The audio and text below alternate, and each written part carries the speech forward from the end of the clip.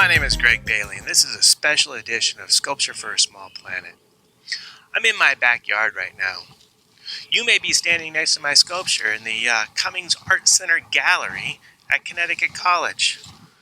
In this video, I'm going to be talking about the story behind that sculpture, how it was made, why it was made, what the relationship is to fire and ice, and the relevance of my backyard.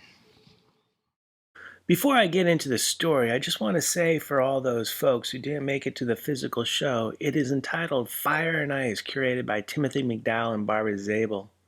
Fire and Ice is just one of the many shows that is taking place around the world as part of the Extraction Art on the Edge of the Abyss.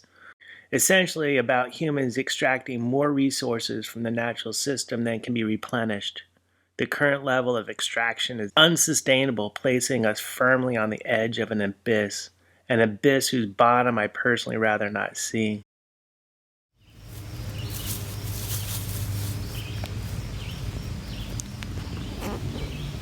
Now I'm going to get back to the story.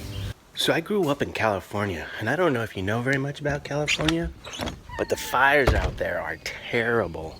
From the time that I was a kid until now, it seems like fire season never ends. California has an amazing firefighting infrastructure. They have ground crews, they have hot shots, they have smoke jumpers, they have helicopters, they have airplanes, they have bigger airplanes, they have huge airplanes. Way more experience than any firefighting team should ever have. And these California crews, they're jacked. Connecticut has these guys, and I'm sure these guys are great, but oh, there goes a deer. Bambi. So even with having all of those firefighters and all those airplanes and helicopters and trucks, they still aren't getting all the fires out. They're still not protecting all the structures. And that's one of their main jobs. A lot of people think that the Western fires are forest mismanagement, that they've been putting out and suppressing fires so long that the fuel built up to a point where you just can't control these fires. Well, that's a gross oversimplification of the problem. There wasn't forest mismanagement in the Amazon and it's burning, in Australia, Canada, Siberia, places that never really burned before. So what's the factor? Climate change. With climate change, the only thing that's for sure is change. A fire needs three things. It needs air, it needs heat, and it needs fuel. You take out any one of those things and you don't have a fire anymore. So the fuel is anything that burns, your heat is the temperature in which something combusts, and you want the oxygen actually out of the air. So climate change has made that triangle into a star, adding hot wind, dry fuel, and hot fuel. And those are the new three aspects to mega fires. All right, so mom's gonna pick you up, okay? Another 5 minutes, you would have been late. Yeah. Did you eat your strawberries?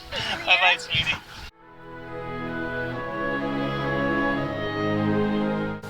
Got the kid dropped off.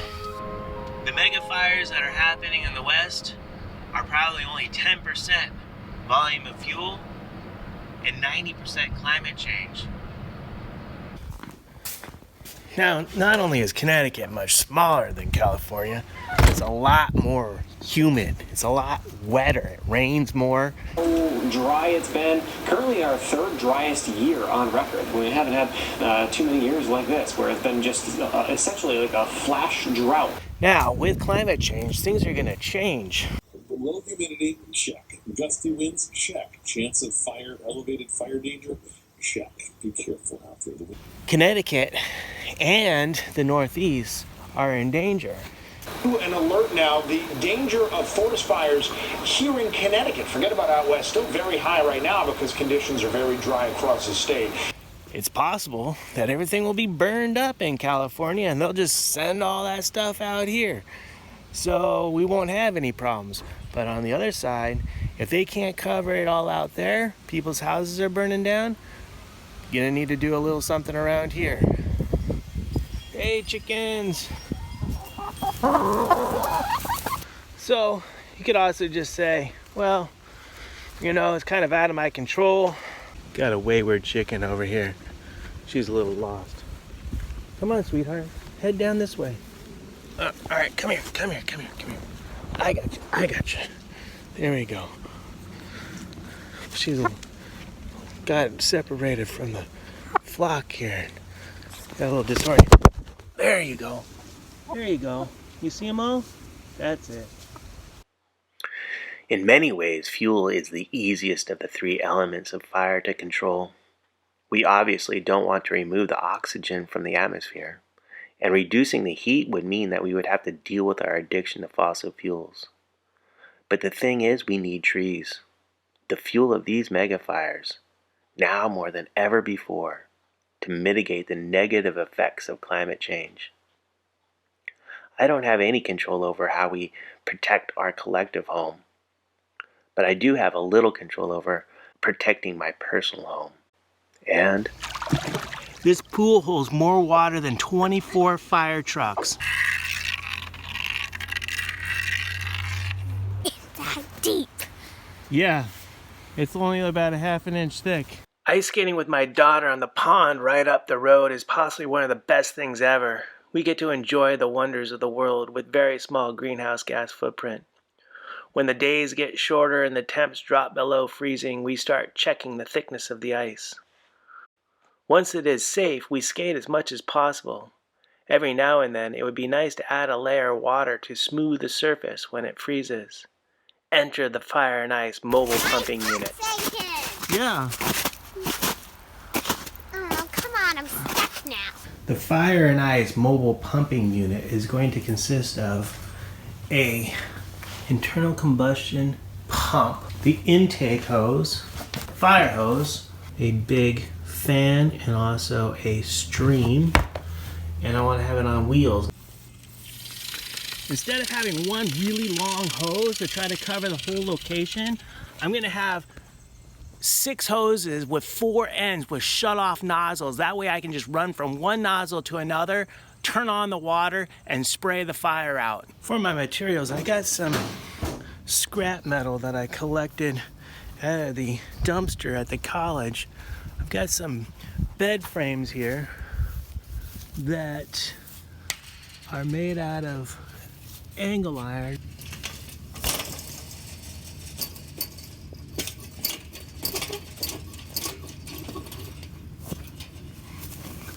Must have been worn out from all that late night studying.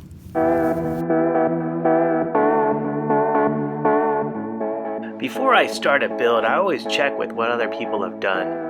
A year ago when I got this idea, there was hardly anything similar to what I'm making. Now, there are many designs and commercial options too. So if you want one, but you're better at making money than stuff, just go buy one. I'm designing this as I go for my 2 specific needs. 1, easily deploy 6 50-foot hoses.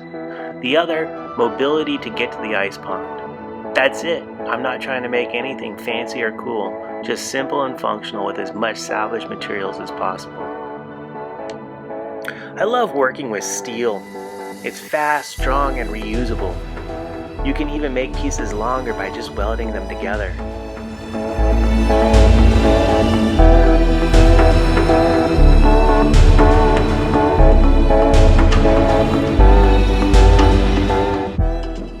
I bought these wheels to repair an old cart, but the axle was too big. A discount tool store refused to take them back. They've been kicking around in my shop ever since. Luckily, they'll be perfect for this project. I always tack weld my projects together until I'm sure of the design. That way, if I need to make changes, I can easily cut them apart and re-weld.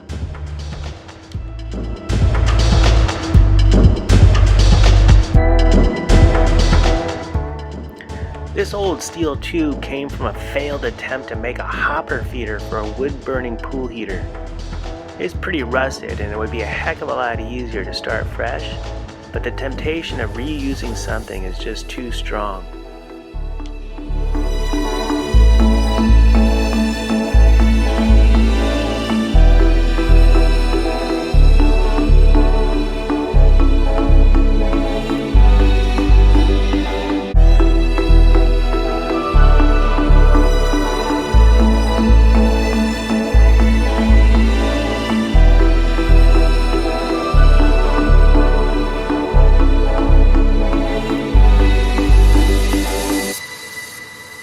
All steel will eventually turn to rust. It's scientific. To slow down the oxidation process, I use a metal primer and paint. This paint is left over from a sculpture that I made called Northwest Passage 3. I wish that this project didn't use a gas-powered pump, but fossil fuels are a powerful and reliable energy source, perfect for emergency situations.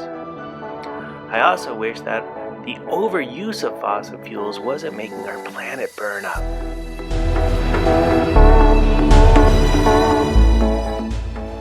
Originally, I was thinking one long hose, but after prepping my folks' place for the Dixie Fire in California and seeing what the professional wildfire fighters do, having branching lines with multiple nozzles is a must.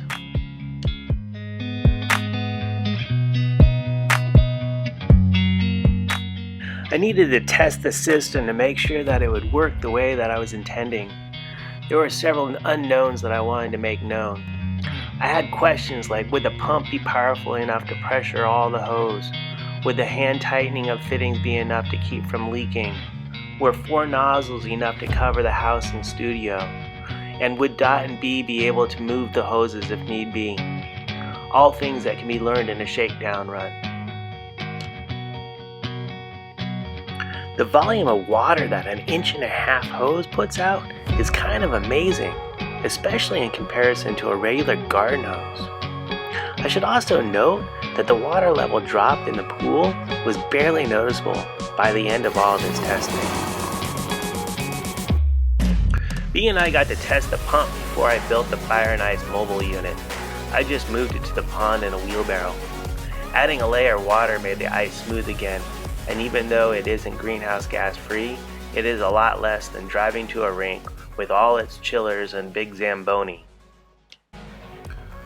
Folks in the Northeast don't live with wildfires like they do in California. But the heat's here and the fuel's here. And all it will take for this place to go up is a drought and some wind. With all the wildfires that are burning all over the world, it's hard to imagine that the IPCC is actually predicting more wildfires. I hope with all my heart that all the fires stop and that they never come here. But unfortunately, with all the inaction on climate change, it doesn't look like a matter of if, it looks like a matter of when. And when it does, I'll at least have a way of taking this fun water and using it for safety water, as well as a way of enjoying a frozen pond and going ice skating. The Fire and Ice mobile pumping unit doesn't decrease my greenhouse gas emissions right off the bat.